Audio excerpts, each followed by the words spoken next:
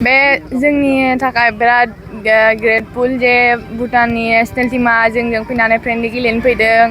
दा बेयाव जों गोदान एक्सपिरियेन्स मोनगोन, गोदान जार्नि मोनगोन। जोंनि दा टीमनि जुनियरफोराबो गोदान एक्सपिरियेन्स मोनगोन। दा बे जोंनि थाखाय जोबोद मोजां आरो जे जों बिसोरजों फ्रेन्डलि गेलेनो थाखाय अफिसार मोनदों बे। दा बे समाव नोंथाङा मा गेम्सनि थाखाय साखाफारा जानानै दं? दा आं रिसेन्टलि RWL गेलेनानै फैदों श्रीभूमि एफसीनिफ्राय। दा बिनि उनाव बिदिनो न'आव प्रेक्टिस खालामनानै गोजौ फारसे दावगालांनायनि आरोबाव प्रेक्टिस खालामगासिनो आरो। दिनै मोनसे मख'दों जेराव बिटिआरआव गेलेमु बिथिङाव गोबां जौगानाय माखासे लाइमोनफोरा जाखांबोदों होननानै फोरमायदों। नोंथाङा बेनिसिम मा फोरमायगोन? बे आंनि थाखाय जोबोद भाग्य गोनां जे आंनि नामआ बेसिम सहैदों।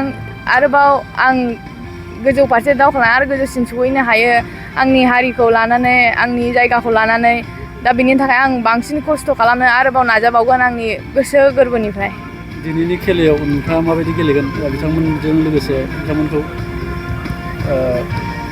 देरहागोन ना देरहाया नोंथांनि साननायाव? खेलायावथ' देरहानाय जेननाया थाखायो, नाथाय थेवबो जोङो खम साननानै लाया जे जों जेनगोन होननानै। जों गोसो बयबो जोंनिनो टीमा बयबो गोसो होनानै गेलेगोन, जाहाथे गेमखौ गेम बायदिनो गेलेलाङो आरो जोंबो देरहासार जानायनि चान्सखौ मोनो आरो जोंबो देरहानो थाखायनो गेलेखागोन।